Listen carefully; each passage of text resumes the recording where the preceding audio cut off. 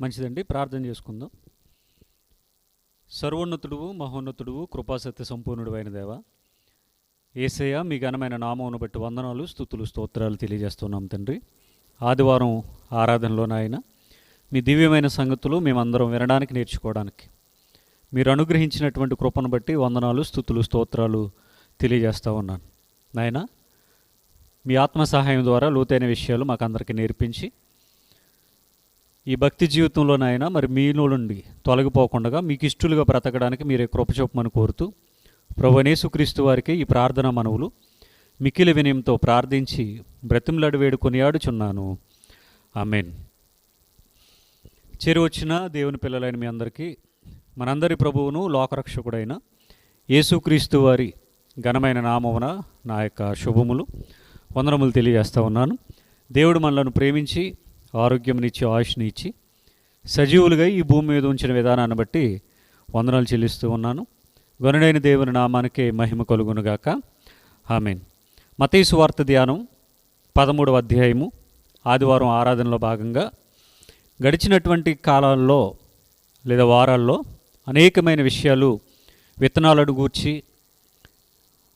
ఆ యొక్క విత్తనం అంటే ఏంటో, అదేవిధంగా గురుగులు గూర్చి, గోధుమలను గూర్చి, శత్రువు వచ్చి విత్తినటువంటి విత్తనాలను గూర్చి, మనుష్య కుమారుని గూర్చి అనేకమైన విషయాలు మనం వింటూనే ఉన్నాం.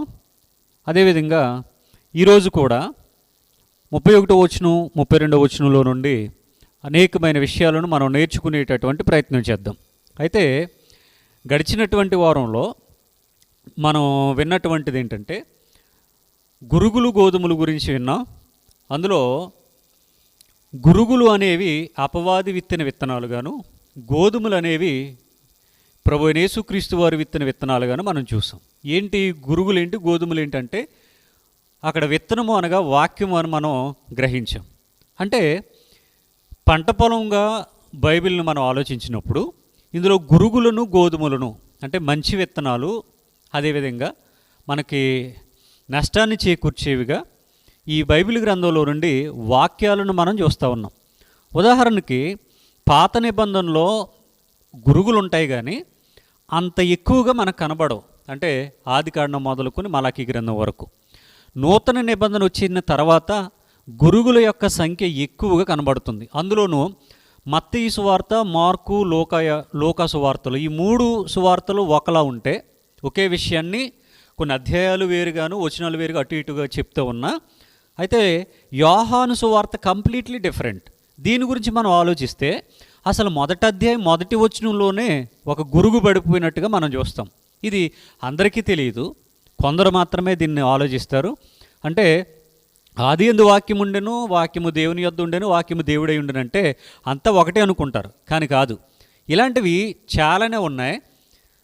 ఫిలిప్పు గారు అడిగినటువంటి సందర్భంలో కూడా తండ్రిని గూర్చి చాలా గొప్పగా చెప్పావు, ప్రవక్తలు ఎవరు చెప్పలేనంతగా, ఇక ఏ మనిషి కూడా చెప్పలేనంతగా తండ్రిని గూర్చి మాకు చాలా విషయాలు మీరు తెలియజేశారు, తండ్రిని మాకు కనపరచము అని ఫిలిప్పు గారు అడిగితే ఫిలిప్పు గారికి ప్రభువారు చెప్పినటువంటి సమాధానం, నేను ఎంతకాలము మీతోనే ఉన్నాను, మీ వద్దే ఉన్నాను,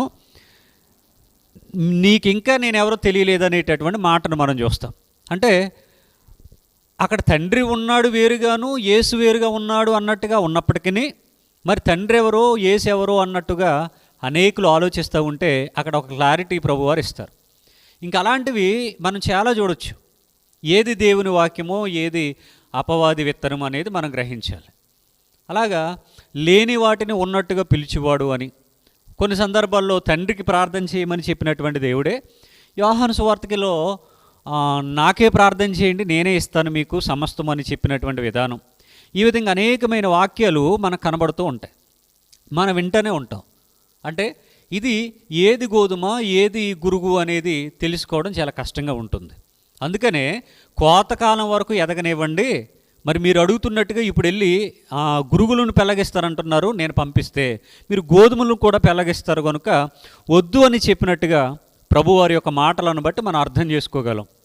అలాగా ఇంకా మనం ఆలోచిస్తే ఈ 17వ అధ్యాయం యోహాను సువార్తకి వెళ్తే 4వ వచనంలో తండ్రి చేయుటకు నీవు నాకు ఇచ్చిన పని సంపూర్ణంగా నెరవేర్చి భూమి మీద నిన్ను మహింపరిచితిని, లోకము పుట్టినది మొదలుకొని నీ యొద్ద నాకు ఎట్టి మహిమ ఉన్నదో ఆ మహిమతో ఇప్పుడు నన్ను మహిమపరచుము అని ప్రభువారు తండ్రికి ప్రార్థన చేసినట్టుగా ఉంటుంది. ఇలాగ ప్రతి దాంట్లో కూడా ఏ అనేకమైన వాక్యాలు ఇద్దరు దేవుళ్ళని, ముగ్గురు దేవుళ్ళని అన్నట్టుగా. అసలు బైబిల్ దగ్గర ఉన్నటువంటి చిక్కు ఏంటంటే, ఇది బూతు పుస్తకంగా చూసేవాడికి బూతు పుస్తకంగాను, మంచి పుస్తకంగా చూసేవాడికి మంచి పుస్తకంగాను, ఇందులో అన్ని తప్పులే ఉన్నాయంటే తప్పులు ఉన్నట్టుగాను, ఇందులో దేవుని గూర్చినటువంటి అనేకమైన విషయాలు ఉన్నాయంటే దేవుని గూర్చినటువంటి సందర్భాలు ఉన్నట్టుగాను, ముగ్గురు దేవుళ్ళు ఉన్నారు, ఇదిగో ఇక్కడ ఎలా ఉంది అక్కడ ఎలా ఉందంటే ముగ్గురు దేవుళ్ళు ఉన్నట్టుగా, ఒక్కడే దేవుడు ఉన్నాడంటే ఒక్కడే దేవుడు ఉన్నట్టుగా అనేకమైన వాక్యాలు ఉంటాయి. అయితే ఎవరు ఏది అనేసుకుంటే అది కరెక్టా అంటే ఆ కరెక్ట్ అనేది అలా కాదు. ఎవరు ఏది అనేసుకుంటే అది కరెక్ట్ అనేది కాదు. బైబిల్ కంటూ ఒక బేస్ అనేది ఉంది. ఒక్కడే దేవుడు అనేకమైన వాక్యాలు చెప్తూ ఉంటే ఈరోజు ముగ్గురు దేవుళ్ళు అన్నారంటే ఎక్కడో అపవాది విత్తనానికి వీళ్ళ మనసుల్లో పడింది, మొలిచింది అని మనం అర్థం చేసుకోవాలి. ఇక గడిచినటువంటి వారని చెప్పినటువంటి వివరణ ఇది. అంటే ప్రభువారు చెప్పారు, నా గొర్రెలు నా స్వరము వినును అని ఒక మాట చెప్పారు. అంటే మనం ఆయన స్వరాన్ని వినాలి అంటే ఆయన గొర్రెగా మనం మారాలి అనేటటువంటి సందర్భాన్ని మనం ఆలోచించాలి. తర్వాత నేను గొర్రెలకు మంచి కాపరిని అంటాడు. అంటే ఉన్నదున్నట్టుగా చెప్తున్నామని ఈరోజు చాలామంది హడావిడి చేసే బ్యాచ్లు కూడా మనం చూస్తాం. మేము ఉన్నదున్నట్టుగా చెప్తున్నాం, సత్యం చెప్తున్నామని. ఉన్నదున్నట్టుగా చెప్పమని బైబిల్ వాక్యం చెప్పలేదు నీకు. యేసును గూర్చి విని ఎఫెసీయులకు రాసిన పత్రికలు ఉంటుంది, ఆయన యందలి సత్యం ఉన్నది ఉన్నట్టుగా ఆయన యందు ఉపదేశింపబడిన వారైన ఎడల మీరు అలాగూ క్రీస్తు నేర్చుకున్నవారు కారని ఎఫెసీయులకు రాసిన పత్రిక 4:20-21 వచనాల్లో మనకు కనబడుతూ ఉంటుంది. అంటే ఉన్నదున్నట్టుగా చెప్పేసాం, మేము చాలా సత్యాన్ని చెప్పేసాం అనుకునే వారికి, అంటే ఇప్పుడు యేసుక్రీస్తు గొర్రెల కాపరిని అన్నాడు. వారి ఆయన ఏం చేశారు? మెడ మీద గొర్రె పిల్లని, చంకలో గొర్రె పిల్లని, చేతిలో కర్ర ఇచ్చి ఉరిచుట్లో 4 గొర్రెలు వేసి గొర్రెల కాపరి అన్నారు. అంటే ఆయన గొర్రెల కాపరా? బైబిల్ అలా లేదుగా. అంటే మనం ఆలోచించాలి. గొర్రెల కాపరి అంటే అక్కడ రాయబడిన దాన్ని అది చూడటం, దాని వెనకాల ఉన్నటువంటి అర్థాన్ని చూడాలి. అందుకనే వాక్య భావాన్ని నేర్చుకోమని ఆయన పదే పదే చెప్పారు. ఆయన ఏది కూడా అంత సులువుగా చెప్పింది కాదు. మరి గొర్రెల కాపరి అనేటటువంటి సందర్భం ఎక్కడిది అంటే కీర్తనలు 100వ అధ్యాయంలో మాట్లాడతాడు ఆయన. ఏమని? నేను కాపరిని, మీరు నా గొర్రెలు, నేను మిమ్మల్ని కలుగు చేసుకున్నానని చెప్తాడు. ఆ వాక్యానికి నెరవేర్పు కావాలంటే ఆయన ఇక్కడ మరలా వచ్చి మాట్లాడాలి భూమి మీద. నేను కాపరిని అని చెప్పుకోవాలి. మంచి కాపరి తన మంద కొరకు ప్రాణం పెట్టునని ఉంటుంది. కనుక ఈ వాక్యాలన్నీ కూడా చాలా డిఫరెంట్గా ఉంటాయి. అంత ఈజీగా అర్థమయ్యేవి కాదు. ఇది ఒక ఫజిల్ సిస్టంలో ఉంటుంది. జాగ్రత్తగా ఆలోచిస్తేనే తప్ప ఈ లోతైన విషయాలు మనం అర్థం చేసుకోవడంలో చాలా సఫలులు అయ్యేవాళ్ళు తక్కువ మంది, విఫలమయ్యేవారు ఎక్కువ మంది. కనుక ఏ వాక్యమైనా నా కోసమని ఎప్పుడూ తీసుకోవద్దు. ఈ బైబిల్ గ్రంథంలో గోధుమలే కాదు గురువులు కూడా ఉన్నాయి. ఇంకా ఒక మాటలో చెప్పాలంటే గోధుమల కంటే కూడా గురువులు ఎక్కువ ఉన్నట్టుగానే మనం అర్థం చేసుకోవాలి. ఇక ఈ వారం మనం నేర్చుకునేటటువంటి విషయంలోనికి వద్దాం. మత్తయి సువార్త 13వ అధ్యాయము 31వ వచనం. ఆయన మరి ఒక ఉపమానం వారితో చెప్పాను. మరలా ఉపమానమే చెప్తూ ఉన్నాడు ఆయన. ఆల్రెడీ ఆయన చేసేటటువంటి బోధలలో ఉపమానం లేకుండా ఏది బోధించలేదని ఆల్రెడీ మనం తెలుసుకున్నాం. అంటే ప్రతి సందర్భంలో కూడా ఆయన ఉపమానాలతోనే మొదలు పెడతారు. అంటే ఆత్మానుసారమైన సంగతి, దీన్ని మన వాక్యదాన కుడుకులో కూడా మాట్లాడుకున్నాం. ఆత్మానుసారమైన సంగతిని ఆత్మానుసారమైన సంగతులతో సరిపోల్చితే తప్ప అందులో ఉన్నటువంటి సత్యం మనకు బోధపడదు, అర్థం కాదని మనం వినాలి, నేర్చుకోవాలి మొట్టమొదటిగా. అంటే ఆత్మానుసారమైన సంగతులు. కానీ ఈరోజు ఉన్నటువంటి సేవకులు ఏం చేస్తున్నారు? ఆత్మానుసారమైన సంగతులను శరీరానికి ముడిపెడతా ఉన్నారు. అలా ఎప్పుడైతే ముడిపెడతా ఉన్నారో ఈరోజు 2 యెహోవాలు వచ్చారు, 3 దేవుళ్ళు వచ్చారు, మరియ గారు కూడా దేవతగా కనబడతా ఉంది, యెహోవాకు కూడా భార్యను తెచ్చిపెట్టారు. ఈ విధంగా రకరకాల దుర్బోధలు వచ్చేసాయి. ఎవరి కోసమైతే ప్రాణం పెట్టాడో, రక్తం కార్చాడో ఆ పేరు పెట్టుకున్నటువంటి సంఘాల వారు కూడా ఈరోజు యేసుక్రీస్తు దేవుడు కాదు అనేటటువంటి ఒక దుర్బోధన వాళ్ళు బోధిస్తూ ఉన్నారంటే వీళ్ళు అపవాది వాక్యాలకు లోబడిపోయారని మనం అర్థం చేసుకోవాలి. లేచని క్రీస్తు, లేపబడిన క్రీస్తు అనేటటువంటి విషయాలు కూడా ఇందులో భాగంగానే మనం విన్నాం. అంటే ప్రతి సందర్భాన్ని మనం ఆలోచిస్తే గోధుమలు గురుగులు కలిసే ఉంటాయి. వాటిని తీసివేయడం అంటే అంత ఈజీ కాదు. కాకపోతే మనమే ఆలోచించాలి. ఒక వాక్యం ఎందుకు ఇలా వ్రాయబడింది, ఎప్పుడు రాశారు, ఎవరి కోసం రాశారు, దీన్ని ఎలా అర్థం చేసుకోవాలనేటటువంటి జ్ఞానం లేకపోతే దేవుని యొక్క వాక్యం అర్థం కాదు. ఆయన భాష ఉపమానంగానే చెప్తారు. అందులో ఉన్నటువంటి సత్యాన్ని మనం గ్రహించాలి. రైట్. ఆయన మరి ఒక ఉపమానం వారితో చెప్పును. మరలా ఒక ఉపమానం చెప్తూ ఉన్నారు, ఆత్మానుసారమైన సంగతి. పరలోక రాజ్యం. పరలోక రాజ్యం అంటే ఏంటి? ఆల్రెడీ మొట్టమొదటిగా యోహాను గారు చెప్పారు, పరలోక రాజ్యం సమీపించింది. రాజ్యం అంటే అదొక ప్రదేశం కాదని మనం ముందుగా అర్థం చేసుకోవాలి, ఒక ప్రాంతం కాదు. పరలోక రాజ్యం సమీపించింది అంటే, లేదండి మీరు చెప్పేది తప్పు, పరలోక రాజ్యం అంటే అదొక ప్రాంతం అంటే కనుక, పరలోక రాజ్యం సమీపించిందంటే పైన ఉన్నటువంటిది భూమి మీదకి వచ్చేసిందని అర్థం చేసుకోవాలా? మరి అలాగే ఇప్పుడు జరగలేదే. యోహాను గారు చెప్పారు పరలోక రాజ్యం సమీపించిందని, దాని యొక్క ఆంతర్యాన్ని మనం గ్రహించాలి. కనుక పరలోక రాజ్యము అంటే ప్రభువైన యేసుక్రీస్తు వారని ఆల్రెడీ మనం ఒక అంశాన్ని విన్నాం. పరలోకంలో దేవుడు ఉన్నాడా, దేవుడే పరలోకం అనేటటువంటి అంశాన్ని కూడా మనం విన్నాం. వినిన దానిని బట్టి పరలోక రాజ్యము అంటే ప్రభువైన యేసుక్రీస్తు వారని మనకు అనేక మార్లు అర్థమవుతుంది. రైట్. ఈ పరలోక రాజ్యము ఒకడు తీసుకొని తన పొలములో విత్తిన ఆవగింజను పోలి ఉన్నది. ఒకడు ఏం చేశాడట? పొలములో విత్తడానికి తీసుకుని వెళ్ళి ఒక ఆవగింజను విత్తాడట. దీనితో పరలోక రాజ్యము పోల్చబడింది. ఇది ఒక పోలిక. రైట్. అంటే ఇక్కడ పొలంలో విత్తిన ఆవగింజ అన్నారు కదా. ఆవగింజ కోసం ఎంతమందికి తెలుసు? అసలు తెలియని వాళ్ళు ఉంటారు ఇటు ప్రపంచవ్యాప్తంగా. ప్రతి వంటకంలో, ప్రతి తాలింపులో, పోపులుగా, ఫ్రైలో దీన్ని ఖచ్చితంగా వాడతారు. మనకి ఆవగింజలు అంటే ఆవాలే, గింజ అంటే మళ్ళీ వేరే కాదు, ఆవాలు. ఈ ఆవాలను వంటలో ఖచ్చితంగా వాడతారు. అంటే ఫ్రైలోకి కానీ రుచి కోసం కానీ దేనికైనా ఆవాలను వాడతారు. ఆవాలను వాడనిది అంటూ ఏమీ ఉండదు ఆవాలు. అయితే ఇది అలాగ వాడటమే కాకుండా ఆయిల్ కూడా తీస్తారు. ఆవ నూనె అంటారు, ఆయిల్ కూడా తీస్తారు. అదేవిధంగా దీన్ని పిండి కూడా చేస్తారు. దీన్ని పచ్చళ్ళు నిల్వ ఉండడానికి పచ్చళ్ళలో కలుపుతారు. ఆవ పిండి, ఆవ నూనె, ఆవాలు. అంటే ఈ ఆవాలు గురించి తెలియనటువంటి వాళ్ళు ఎవ్వరూ లేరు. అయితే మరి పరలోక రాజ్యాన్ని ఆవగింజతో ఎందుకు పోలుస్తూ ఉన్నాడు? ఇవన్నీ మనకు తెలిసినటువంటి సందర్భాలే, సంగతులే. అయితే ఆవగింజతో ముడిపెట్టి మాట్లాడడానికి గల కారణం ఏంటి? అసలు ఆవగింజను గురించి మనం ఆలోచిస్తే అది చాలామంది కనబడదు కూడాను, చిన్నది. తర్వాత దానికి ఉన్నటువంటి స్పెషాలిటీ ఏంటంటే ఆవగింజను దాని పొట్టు నుండి వేరు చేయటం అది జరిగేటటువంటి పని కాదు. మీరు మొత్తానికి చేస్తే దాన్ని ఎలాగైనా తాలింపు వేసుకుని వండేయాలి, లేకపోతే దాన్ని పౌడర్ చేసేసుకోవాలి, లేకపోతే దాన్ని ఆయిల్ తీయడానికి ఉపయోగించుకోవాలి తప్ప మనకి బఠానీ గింజ మీద నుండి తొక్కొచ్చినట్టుగా, చిక్కుడుకాయకి తొక్కొచ్చినట్టుగా, వేరుశనగకు తొక్కొచ్చినట్టుగా ఈ దీని నుండి తొక్కను తీయటం అనేది అసంభవం. మనకి ఇదే పరిమాణాలు ఉండేటటువంటి రాగులు ఉంటాయి. అంటే రాగి పిండి చేసుకుని వాటిని తాగుతూ ఉంటారు, ఆరోగ్యానికి మంచిది అది రాగులు. దీన్ని ఎండబెట్టుకుని, ఇప్పుడంటే ప్యాకెట్లు వచ్చేస్తున్నాయి పిండిగాను, అయితే ఎండబెట్టుకుని వాటిని దంచి ఆ రాగులకు ఉన్నటువంటి పైన పొట్టు తీసేసి పిండి ఆడించుకునేటటువంటి వారు, పిండి దంచేవారు. అంటే ఇదే పరిమాణంలో ఉన్నటువంటి రాగి పిండి కూడా, రాగి గింజకు కూడా ఇది తొక్క వస్తుంది, పొట్టు వస్తుంది. కానీ ఆవాలకు అలా రాదు, దానితో అంటిపెట్టుకుని ఉంటుంది. కాబట్టి దీనితో పోల్చాడు. దీనికి ఉన్నటువంటి స్పెషాలిటీ మీరు ఫ్రై చేసుకున్నా అది అలాగే ఉంటుంది, ఫ్రై అయిన తర్వాత కూడా అలాగే ఉంటుంది, పచ్చిది అలాగే ఉంటుంది, ఫ్రై అయింది కూడా అలాగే ఉంటుంది.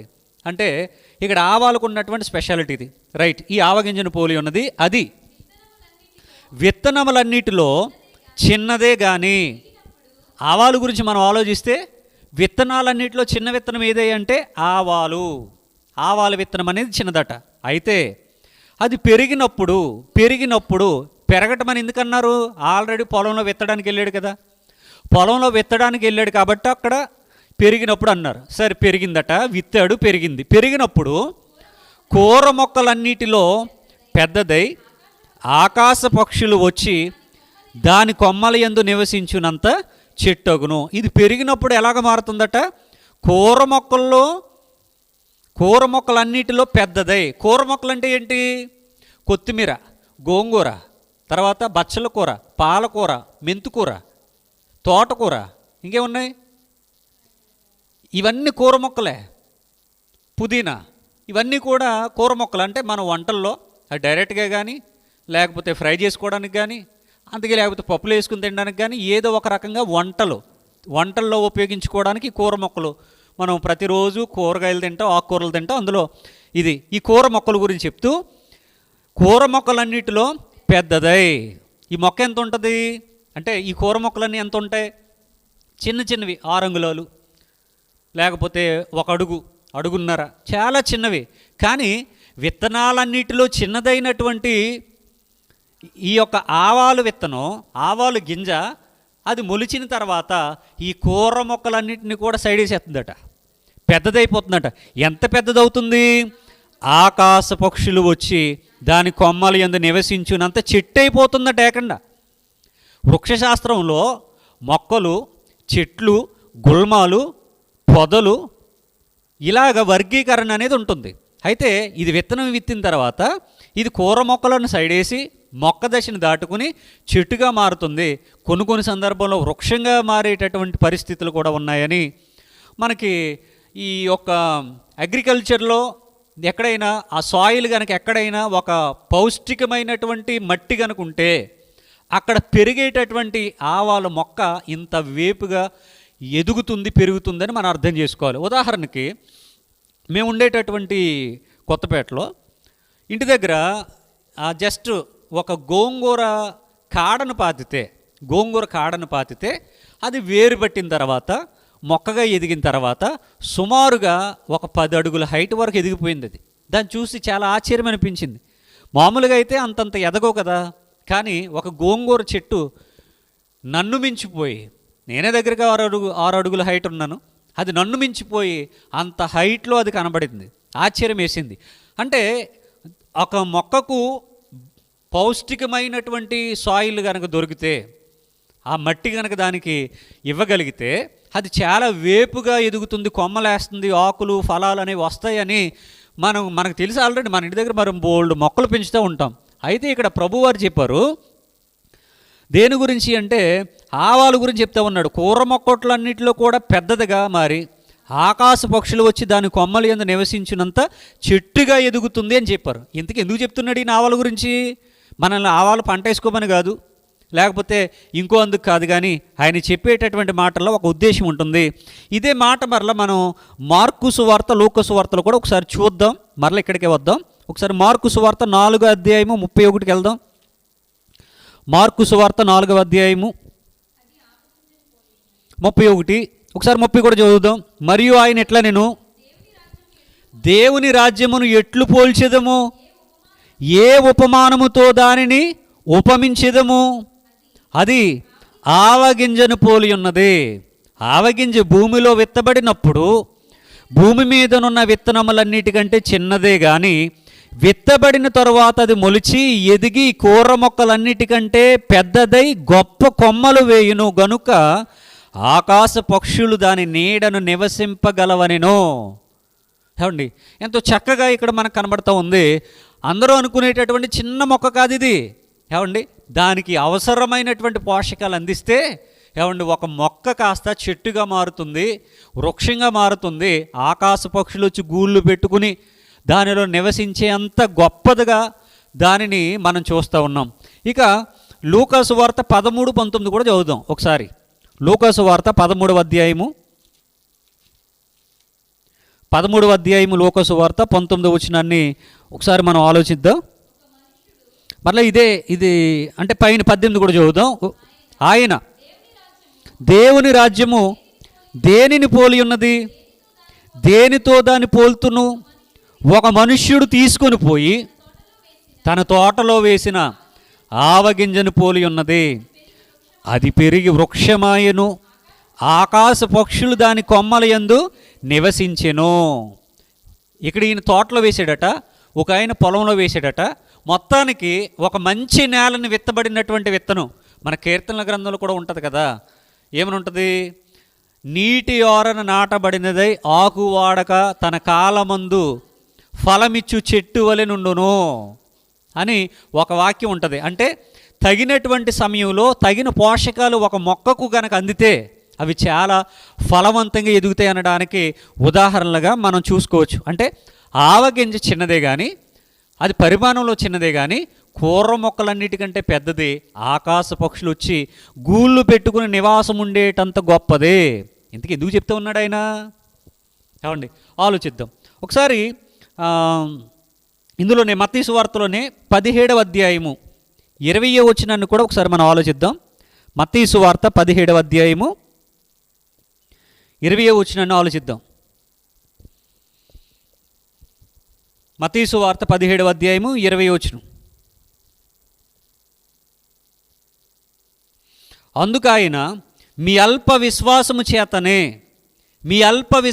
చేతనే అంటున్నారు శిష్యులతోనే. ఎందుకంటే వాళ్ళు ఒక పని చేయడంలో ఫెయిల్యూర్ అయిపోయారు. వాళ్ళు ఎప్పుడైతే ఫెయిల్యూర్ అయిపోయారో వాళ్ళని ఉద్దేశించి మాట్లాడుతూ మీ అల్ప విశ్వాసము చేతనే మీకు గనక ఒకవేళ ఆవగింజంత విశ్వాసం ఉండిన ఎడల ఈ కొండను చూచి ఇక్కడ నుండి అక్కడికి పొమ్మనగానే అది పోవును, మీకు అసాధ్యమైనది ఏదీ నుండదని నిశ్చయంగా మీతో చెప్పుచున్నానని వారితో నేను.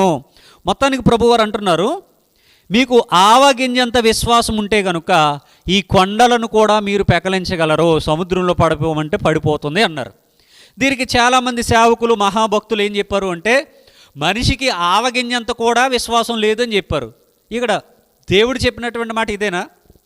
చాలామంది అంటారు, వీడికి వేపకాయంత వెర్రి ఉందండి అంటారు. వేపకాయంత వెర్రి అంటే వీడు మంచోడే కానండి, చాలా చక్కగా అన్నీ చేస్తాడు, కానీ వీడు కొంచెం వెర్రి ఉందండి అంటాడు. ఎంత వెర్రి? దానికి ఒక పోలిక చెప్పారు. ఏంటో పోలిక అంటే వేపకాయంత వెర్రి అన్నారు. ఏమండి, ఒక ఆయన డైలాగ్ అంటాడు, నాకు కొంచెం తెక్కు ఉంది, దానికి ఒక లెక్క ఉంది అంటాడు. సరే, నీ లెక్క తిక్క దేవుడు చూస్తాడులే. కానీ ఎందుకంటే ఇక్కడ ఆవగింజను పోలిస్తే ఈ పోలికను క్రైస్తవ సేవకులు ఎలా అర్థం చేసుకున్నారు మరి అంటే, పరిమాణాన్ని చూస్తూ ఉన్నారు. ఆవగింజ అంత అన్నారు కదా, ఆవగింజ ఎంత ఉంటుంది? చిన్నగా ఉంటుంది, చాలా స్మాల్ సైజ్. ఇక్కడే చెప్పారు కదా, చాలా చిన్నది. విత్తనాలన్నింటిలో కూడా పరిమాణంలో చిన్నది కనుక నీకు ఇంత పిసరంత రవ్వంత అంటారు కదా మన వాడుక భాషలో. అంటే నీకు రవ్వంత విశ్వాసం లేదు, లేదా నీకు పిసరంత కూడా విశ్వాసం లేదు, నలకంత కూడా విశ్వాసం లేదు అంటే అంత చిన్నది కదా ఆవగింజ. అంత విశ్వాసం ఉంటేనే ఇన్ని గొప్ప కార్యాలు చేయగలుగుతావు నువ్వు అంటున్నారు. అక్కడ దేవుడు చెప్పింది అది కాదురా నాయన. అక్కడ పరిమాణాన్ని చూడమండం లేదు, మరేం చూడమంటున్నాడు? ఆవగింజకున్నటువంటి స్పెషాలిటీ ఏంటంటే కంప్లీట్గా ఉంటుంది. అంటే తొక్కను వేరు చేయలేము, గింజను వేరు చేయలేము. అలాగా మన విశ్వాసము కూడా పరిపూర్ణంగా ఉండాలి. ఇక్కడ ఆవగింజ దేనికి సూచన అంటే పరిపూర్ణతకు, సంపూర్ణతకు సూచన. అందుకని దేవుడు అంటాడు కదా పాత నిబంధనలో ఏమని, మీరు నన్ను ఎలా ఆరాధించాలంటే పూర్ణ మనసు, పూర్ణాత్మ, పూర్ణ బలము, పూర్ణ శక్తి, పూర్ణ వివేకము, పూర్ణము అంటే కంప్లీట్గా, సంపూర్ణంగా. అంటే ఎలాంటి అరమరికలు ఏమీ లేకుండగా, కొంచెం అల్ప విశ్వాసం లేకుండగా, ఈరోజు కంప్లీట్గా ఉండి రేపు మరలా దిగజారిపోయేటట్టుగా కాకుండా పూర్ణమని కోరుకున్నాడు. అదేవిధంగా నూతన నిబంధనలు కూడా అదే ఉంటుంది. పూర్ణాత్మతో, పూర్ణ వివేకంతో, పూర్ణ బలంతో, పూర్ణ శక్తితో, పూర్ణ అంగీకారంతోనే కంప్లీట్గా నీ ప్రభువును సేవించాలని నూతన నిబంధనలు కూడా ఉంటుంది. అంటే ఇక్కడ ఆవగింజ దేనికి సూచన అంటే పరిపూర్ణతకు, సంపూర్ణతకు సూచన. అంటే నీవు దేవుని నమ్ముకున్నావంటే, దేవుని మీద ఆధారపడ్డావంటే, దేవుని నువ్వు కొలుస్తూ ఉన్నావు, ఆరాధిస్తున్నావంటే నీలో పరిపూర్ణమైన విశ్వాసం ఉండాలి. పరిపూర్ణమైనటువంటి బాధ్యతగా నీవు దేవునిని ఆరాధించాలి. పరిపూర్ణత ఉండాలి, నీలో సంపూర్ణత ఉండాలి. చాలామందికి దేవుని మీద నమ్మకం ఉండదు కదా, మరి నమ్మకం లేకుండా ఏం చేయగలరు? అందుకనే యేసుక్రీస్తు వారు పరలోకానికి ఆరోహణమై వెళ్ళిపోతూ నమ్మిన వారి వలన ఈ సూచక క్రియలు జరుగుతాయి, నమ్మిన వారి వలన అన్నాడు. అంటే అంతలాగా నువ్వు దేవుని నమ్మాలి, దేవుని మీద ఆధారపడాలి, పరిపూర్ణమైన విశ్వాసం ఉండాలి, సంపూర్ణంగా ఆయన మీద ఆధారపడ్డ నువ్వు నేర్చుకోవాలి. ఇవేమీ లేకుండా ఇక్కడ పరిమాణాన్ని మిమ్మల్ని ఎవరు మెజర్మెంట్ చేయమన్నారు? మిమ్మల్ని ఎవరు సొంతంగా చెప్పమంటున్నారు పరిమాణం గురించి? ఆవగింజ అంత అంటే కొలవమన్నారా నిన్ను? కోడిగుడ్డు అంత అనొచ్చుగా పరిమాణం కోసం చెప్తే. చిన్నప్పుడు పిల్లలకు పాఠం ఉంటుంది, కోడిగుడ్డంత గోధుమ గింజని. ఇక్కడ పరిమాణం గురించి చెప్పట్లేదు ఆయన, పరిపూర్ణత గురించి చెప్తా ఉన్నాడు, సంపూర్ణత గురించి చెప్తా ఉన్నాడు. ఆవగింజ నీవు ఫ్రై చేయడానికి ముందు ఎలా ఉంటుందో ఫ్రై చేసిన తర్వాత అలాగ ఉంటుంది. అది ఏది కోల్పోదు, అది కంప్లీట్గానే ఉంటుంది, పరిపూర్ణంగానే ఉంటుంది, కంప్లీట్గానే ఉంటుంది. కానీ ఈరోజు దేవుని వాక్యం అని బైబిల్ను పట్టుకుని పరిపూర్ణమైన విశ్వాసం లేదే చాలామందికి, సంపూర్ణమైన విశ్వాసం లేదే చాలామందికి. అక్షరార్థంగానే చూస్తున్నారే, ఆత్మానుసారంగా ఆయనను చూడలేకపోతున్నారే. నేను సంపూర్ణుడు గనుక మీరును సంపూర్ణులై ఉండుడి అన్నాడు ఆయన. నేను పరిపూర్ణుడును గనుక మీరును పరిపూర్ణులై ఉండండి అని చెప్పాడు ఆయన. మరి అలా ఎందుకు ఉండలేకపోతున్నారు అంటే మీకు ఆవగింజంత విశ్వాసం లేదని మాట. అర్థం అదే. అంటే ఆవగింజ అంటే మరలా పరిమాణం చూడొద్దు. సంపూర్ణమైన విశ్వాసం లేదు, పరిపూర్ణమైనటువంటి విశ్వాసం లేదు అని దేవుని యొక్క వాక్యం సెలవిస్తూ ఉంది. గనుక అయితే మరి ఈ వాక్యాన్ని బట్టి మనం ఏమని అర్థం చేసుకోవాలి? పరలోక రాజ్యం అంటే ఈ ఆవగింజను పోలిందట. ఈ ఆవగింజను విత్తితే అది మొలకొచ్చింది, చెట్టు అయింది, మొక్క అయింది, చెట్టు అయింది, వృక్షమైంది, ఆకాశ పక్షులు వచ్చి గూళ్ళు పెట్టుకుని బ్రతుకుతూ ఉన్నాయి. అంటే దీన్ని బట్టి మనం అర్థం చేసుకోవాల్సింది ఏంటంటే, దేవుడు మనకు టాస్క్ ఇచ్చాడు. ప్రతి ఒక్కరికి తమ లైఫ్లో ఒక గోల్ ఉంటుంది. పలానా ఉద్యోగం సాధించాలి. ఉద్యోగంలోనికి వెళ్ళిన తర్వాత బాస్ మరలా ఇంకో గోల్ ఇస్తాడు, నీవు ఈ గోల్ను రీచ్ అవ్వాలంటాడు. అలాగా ప్రతి ఒక్కరికి ఒక గమ్యస్థానం, ఒక గోల్ ఉంటుంది. దేవుడు కూడా మన జీవితంలో, మన భక్తి జీవితంలో ఒక ఆత్మనైనా రక్షించమని ఒక గోల్ ఇచ్చాడు ఆయన, ఒక గమ్యాన్ని పెట్టాడు. అసలు మనం రావడమే నీరసం, మనకే విశ్వాసం లేదు, మనకే భక్తి లేదు, ఇక మరలా మన జీవితంలో ఒకరిని ఎలా సాధిస్తాం? సర్లే ఎలాగోలాగున ఒకరి కోసమే ప్రయత్నం చేశారనుకోండి జీవితకాలం, వాళ్ళు ఒకవేళ విశ్వాసంలోనికి రాకుండా కనుక వెళ్ళిపోయారు అనుకోండి, మరి ఆ ఒక్కరిని కూడా నువ్వు సంపాదించుకోలేవు కదా. ఎగ్జామ్కి ప్రిపేర్ అయ్యేటప్పుడు ఎన్ని మార్కులు ప్రిపేర్ అవ్వాలి? చదువుకునేటటువంటి పిల్లలు ఉన్నారు కనుక మీకు ఎగ్జామ్ పేపర్ 100 మార్క్స్కి ఇస్తారు. నువ్వు ఎంతకు ప్రిపేర్ అవ్వాలి? 35కి ప్రిపేర్ అయ్యావనుకో, ప్రిపేర్ అయ్యి వెళ్ళి నువ్వు ఎగ్జామ్ రాయాలనుకున్నప్పుడు పేపర్ని చూసిన తర్వాత నీకు చెమటలు పడతాయి. ఎందుకంటే నువ్వు ఏ 35కి అయితే ప్రిపేర్ అయ్యావో అందులో ఒకటి లేదనుకోండి, నీకు రావాల్సింది బండి 0 అంతే. కాబట్టి నువ్వు ఎంతకు ప్రిపేర్ అవ్వాలి? ఆ టెక్స్ట్ బుక్ అంతా ప్రిపేర్ అవ్వాలి, 200-300 పేజీలు ప్రిపేర్ అవ్వాలి, ఆ క్వశ్చన్ బ్యాంక్ అంతా ప్రిపేర్ అవ్వాలి, మోడల్ పేపర్స్ అన్నీ ప్రిపేర్ అవ్వాలి. నువ్వు 100కి 100 మార్క్స్కి ప్రిపేర్ అయితే ఒకవేళ కొన్ని క్వశ్చన్స్ రాకపోయినా అత్యవసర పాస్ మార్కులతో అయినా నువ్వు పాస్ అవుతావు. అంతే తప్ప నువ్వు ప్రిపేర్ అయిందే 35 మార్కుల కంటే అందులో ఒక 5 మార్కులు పోయినా నువ్వు ఫెయిల్ అయిపోతావు కదా. అలాగా ఇప్పుడు దేవుడు నీకు ఇచ్చినటువంటి టాస్క్ ఏంటి అంటే, నీ జీవితకాలంలో ఒకరినైనా విశ్వాసం వైపు నడిపించమన్నాడు. ఇప్పుడు మీరు అనుకుంటారు కదా, నా భర్తను మారుద్దామని, లేదా నా భార్యను మారుద్దామని, లేదా నా బిడ్డలను మారుద్దామని, లేదా నా తల్లిదండ్రులను మారుద్దామని కేవలం ఒక్కరిని టార్గెట్ పెట్టుకున్నారు. మీరు చెప్తూ ఉన్నారు, భక్తిగా ఉన్నారు, చెప్తా ఉన్నారు. ఈ లోపల ఆయన వినలేదు, ఆయన మారలేదు, ఆయన మరణించాడు, మీరు మరణించారు. మీ టాస్క్ ఏమైంది? 0. అలా ఉండొద్దు. ఫ్యామిలీ మొత్తానికి పెట్టుకోండి. అత్తమామలు ఉన్నారు, అన్నదమ్ములు ఉన్నారు, అక్క చెల్లెమ్మలు ఉన్నారు, తోడబుట్టిన వాళ్ళు ఉన్నారు, భర్త ఉన్నాడు, భార్య ఉంది, కన్న పిల్లలు ఉన్నారు. అదేవిధంగా నీకు దగ్గరలో ఉండేటటువంటి బంధువులు ఉన్నారు, స్నేహితులు ఉన్నారు, గ్రామంలో ఉన్న వాళ్ళు ఉన్నారు, సంఘంలో ఉన్న వాళ్ళు ఉన్నారు. వీళ్ళందరినీ నువ్వు టార్గెట్ పెట్టుకున్నప్పుడే నీ టార్గెట్ నువ్వు రీచ్ అవుతావు. ఆకాశ పక్షులు, కొన్ని పిచ్చుకలు, లేకపోతే కొన్ని గోరింకలు, కొన్ని చిలకలు వచ్చి గూడు కట్టుకుని నివాసం ఉంటున్నాయట ఆవాల చెట్టు మీద.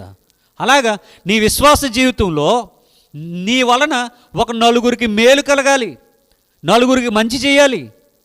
దేవుడు ఒకటే టాస్క్ ఇచ్చాడు కదా, ఒక్కరి కోసం చూడొద్దు. ఎప్పుడు నువ్వు అనేక మందిని రక్షించే ప్రయత్నం చేస్తే అందులో నుండి ఒకరైనా వస్తారు. 4 రాకపోతే పోను ఒకరైనా వస్తారు, 5 రాకపోతే ఒకరైనా వస్తారు. ఆ ప్రయత్నం చేయొద్దా? ఏమంటే ఎంతో కాలంగా దేవుని మందిరానికి వస్తున్నామే, ఎన్నో వాక్యాలు వింటున్నామే. మరి నీ విశ్వాస జీవితం నలుగురికి మాదిరికరంగా ఉండొద్దా? నలుగురిని కాపాడే ప్రయత్నం చేయవా? ఇది ఇందులో ఉన్నటువంటి ఆత్మీయ దృక్కోణం. ఆత్మీయంగా వాక్యాన్ని ఆలోచించాలి. ఆత్మానుసారమైన సంగతులతోనే ఆలోచించాలి. ఆవగింజలు అంటే, ఆవాలు అంటే తెచ్చుకుని ఫ్రై చేసుకుని ఏదో చేసుకుంటామని ఆయన చెప్పడు. ఆయన ఎందుకు చెప్తాడండి వాటి గురించి? అయితే ఆయనకున్నటువంటి ఆలోచన ఏంటి అంటే, ఆవాలు అందరికీ తెలుసు కదా, ఈ ఆవాలను బట్టి నీ విశ్వాస జీవితాన్ని పరిపూర్ణతలోనికి నడిపించాలనుకుంటున్నాడు. పరిపూర్ణమైన విశ్వాసానికి సూచనే ఆవగింజ. ఆవగింజ అంతంటే పరిమాణం కాదు, పరిపూర్ణత. పరిమాణం కాదు, పరిపూర్ణత. అంత విశ్వాసం నీకు ఉండాలి. ముందుగా ప్రభువారు చెప్పారు కదా, మీ ప్రాణాలకు మీరే ఉత్తరవాదులని. అలాగే మీ ప్రాణాలను మీరు కాపాడుకునే ప్రయత్నం చేయాలి. తర్వాత కుటుంబం పట్ల మీరు ఫోకస్ పెట్టాలి, తర్వాత సంఘం పట్ల ఫోకస్ పెట్టాలి, తర్వాత గ్రామం పట్ల ఫోకస్ పెట్టాలి. మీలో మాత్రం ఆవగింజంత విశ్వాసం ఉండాలి, పరిమాణంలో కాదు, పరిపూర్ణతలో. కనుక ప్రభు అయిన యేసుక్రీస్తు వారు తెలియజేసినటువంటి ఉపమానానికి భావం అర్థమైందని అనుకుంటున్నా. ఇక మిగిలినటువంటి 33వ వచనం కూడా మరి ఒక ఉపమానం ఉంది. ఇది కూడా ఇంకా డిఫికల్ట్ సబ్జెక్ట్. ఇది ఇంకా దేవుడు మనందరికీ లోతైన జ్ఞానాన్ని అనుగ్రహించి మరి వచ్చేవారం మనమంతా ఈ వాక్యాన్ని చదువుకుని సిద్ధపడి వస్తే గనుక ఇంకా మనం ఎన్నో లోతైన విషయాలు తెలుసుకోవచ్చు. కనుక విన్నటువంటి మీ అందరికీ ప్రభువును లోకరక్షకుడైన యేసుక్రీస్తు వారి ఘనమైన నామమున నా యొక్క వందనాలు తెలియజేస్తూ ఉన్నాను. అందరికీ వందనాలు.